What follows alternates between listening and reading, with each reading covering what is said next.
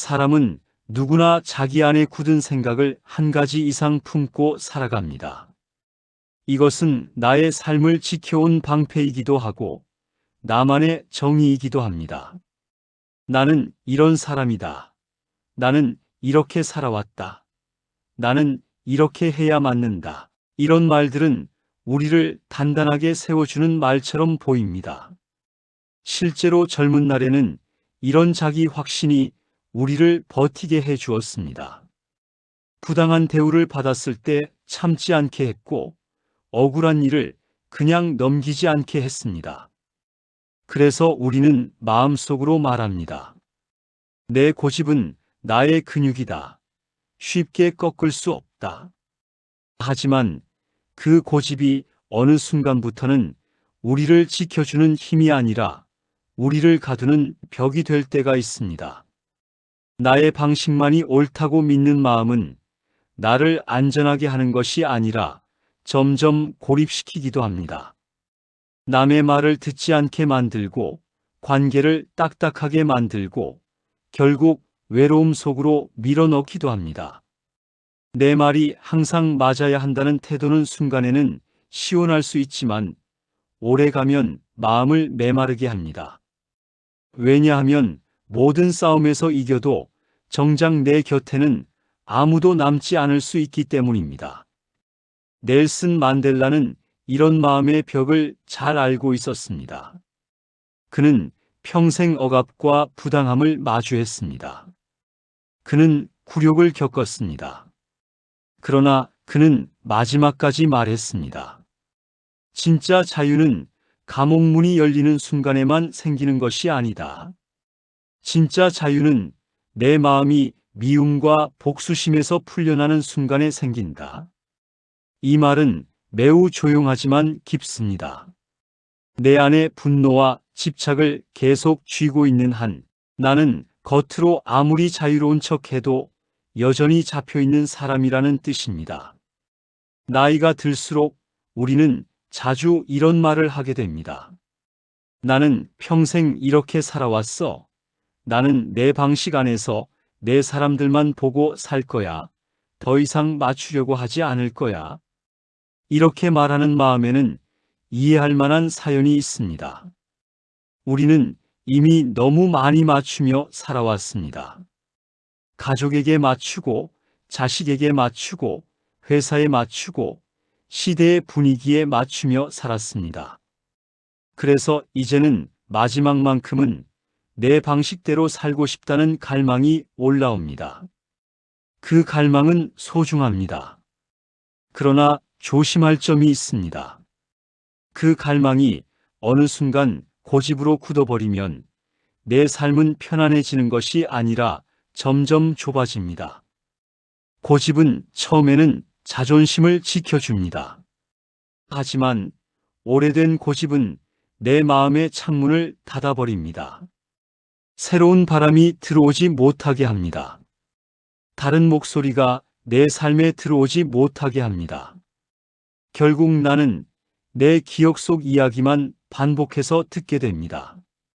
나도 모르게 과거의 상처만 다시 꺼내보고, 과거의 억울함만 다시 확인하고, 과거의 자랑만 다시 확인합니다. 이렇게 되면 오늘의 나는 사라지고 과거의 나만 남습니다. 삶은 아직 계속되고 있는데 마음은 과거의 방 안에 갇혀 있게 됩니다. 만델라는 끝까지 버티는 힘만으로는 해방이 오지 않는다는 것을 알았습니다. 그는 강했지만 동시에 유연했습니다. 그는 이렇게 말하는 듯 했습니다. 나는 나의 존엄을 지키겠다. 그러나 나는 증오의 사람이 되지는 않겠다.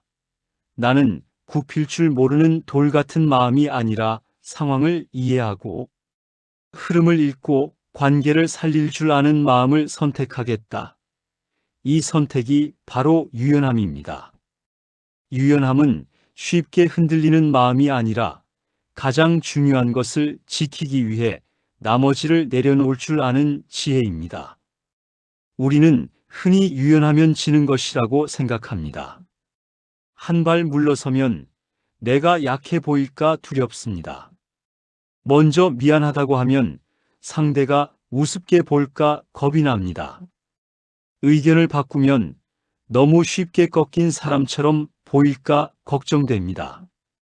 그래서 우리는 고집을 세웁니다. 나는 절대 안 바꿔. 나는 한 번 말한 건 끝까지 간다. 언뜻 보면 강해 보입니다. 그러나 여기에는 무서운 점이 있습니다. 고집은 결국 나를 그 자리에서 한 발자국도 못 움직이게 만듭니다. 마음이 굳으면 몸도 굳고 몸이 굳으면 인생 자체가 굳습니다. 유연함은 다릅니다. 유연함은 내가 중심을 잃지 않은 채 각도를 조정하는 능력입니다. 내 가치를 지키면서도 말의 온도를 조절할 줄 아는 능력입니다.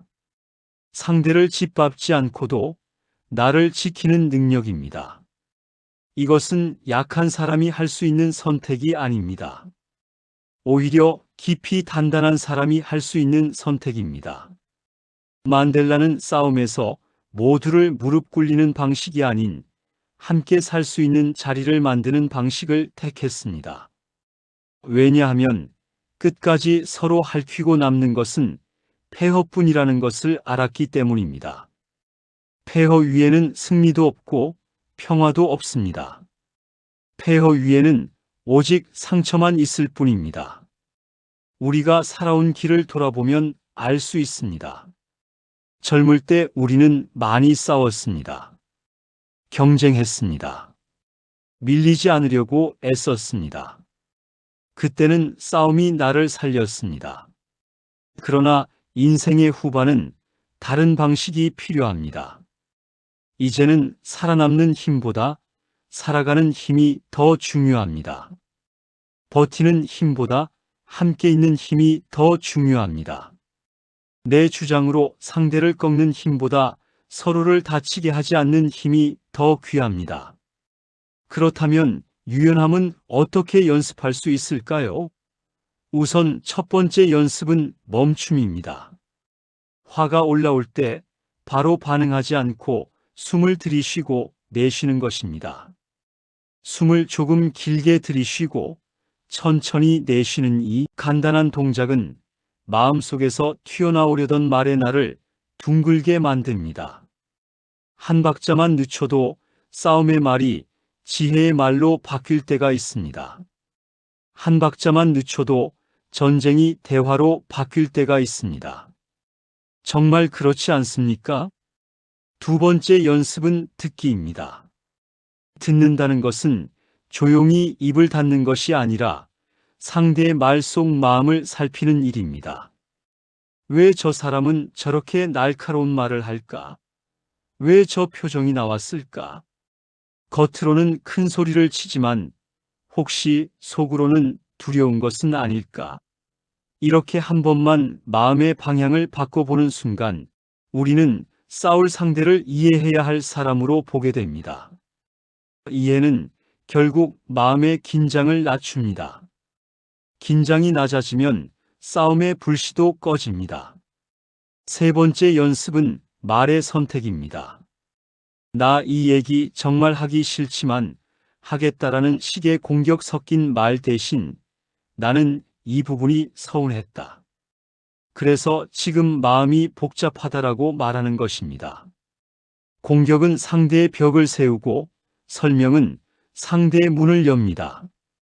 벽을 세운 사람은 더 세게 맞서려 하지만 문을 연 사람은 대답하려고 합니다. 유연함은 마음을 닫는 대신 길을 열어두는 말에서 생겨납니다. 네 번째 연습은 내려놓기입니다.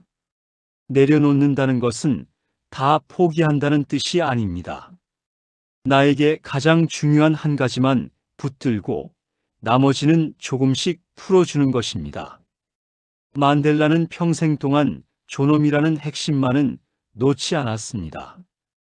인간은 인간답게 살아야 한다는 그 한 줄의 신념만은 절대 꺾지 않았습니다.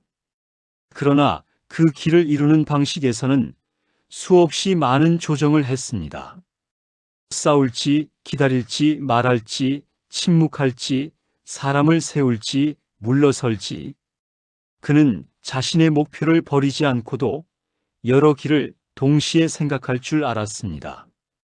이것이야말로 살아있는 지혜입니다. 유연함을 연습하면 어떤 변화가 생길까요?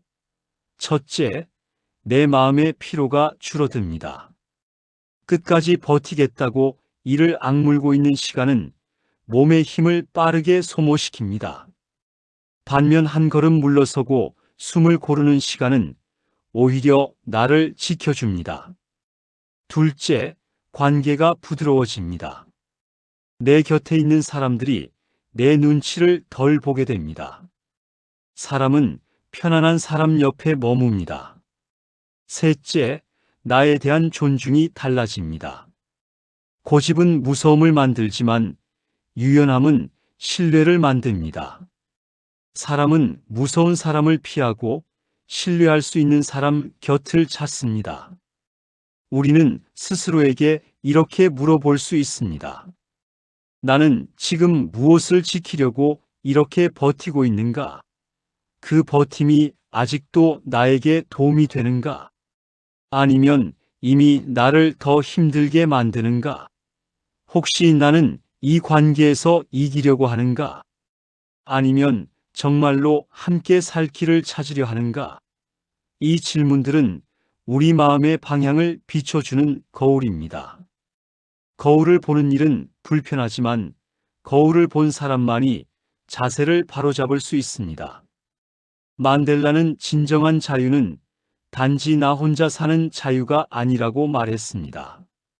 진정한 자유는 우리 모두가 함께 설 수 있는 자유라고 말했습니다. 이 말에는 깊은 책임이 깃들어 있습니다. 나만 편하면 된다라는 태도는 자유가 아니라 고립입니다. 나도 편하고 너도 편한 자리를 찾는 것이 진짜 자유입니다. 이것이 바로 유연함의 마지막 자리입니다. 결국 유연함은 나 하나 편해지려고 하는 기술이 아닙니다. 유연함은 함께 살아남기 위한 지혜입니다. 시니어의 시간은 그냥 남은 시간이 아닙니다. 시니어의 시간은 정리의 시간이고 전수의 시간이고 품격의 시간입니다. 젊을 때는 살아내느라 정신이 없었다면 지금은 어떻게 살아갈지를 직접 선택할 수 있는 때입니다. 이것은 큰 특권입니다. 이제 우리는 후배와 자녀와 손주에게 말로 가르치는 것이 아니라 태도로 가르치게 됩니다. 그들이 보는 것은 우리의 표정이고 호흡이고 말투입니다. 그들은 이렇게 배웁니다. 나이가 든다는 것은 굳어지는 일이구나, 혹은 나이가 든다는 것은 더 깊어지는 일이구나. 우리가 어떤 어른으로 기억될 것인지는 지금 결정됩니다. 끝까지 내 말만 옳다고 하며 차갑게 서 있는 어른으로 남을 것인가? 아니면 마지막까지 조용하지만 유연한 품격으로 주변 사람을 편안하게 하는 어른으로 남을 것인가? 사람들은 결국 이런 어른을 오래 기억합니다. 나와 함께 있을 때 내가 존중받는다고 느끼게 해준 사람, 내 말도 들어주고 내 감정도 다루어 준 사람, 싸우지 않고도 단단했던 사람, 부드럽지만 무너지지 않았던 사람. 마지막으로 우리 스스로에게 한 문장을 건네봅니다. 나는 더 이상 고집의 사람으로만 남지 않겠다. 나는 유연함을 배우는 사람으로 남겠다. 이 다짐은 나에게만 필요한 것이 아닙니다. 이 다짐은 나를 바라보는 이들의 마음에도 부드러운 숨결을 불어넣습니다. 그 숨은 내 가정의 공기를 바꾸고 내 관계의 온도를 바꾸고 내 남은 생의 마지막 표정을 바꿉니다.